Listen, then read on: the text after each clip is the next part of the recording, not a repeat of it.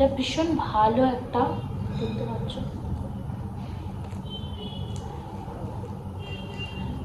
এটা হচ্ছে একটা কুর্তার সেট, এর সাথে প্যান্ট অ্যান্ড দুপাট্টা আছে। প্যান্টটা এখন আমি নিচের দিকে রেখেছি, খুঁজে পাচ্ছি না। এটা ভীষণ ভালো। আর এইটা আমি কিনেছি হচ্ছে মন্দিরে পুজো দিতে যাব তখন পরার জন্য কিনেছি, বলতে কি এটা অনেক দিনেরই, আমি ওটাই ওয়াশ করিয়েছি, আবার পরবো। তো এটা দেখলে এটা হচ্ছে মন্দিরে যাওয়ার জন্য।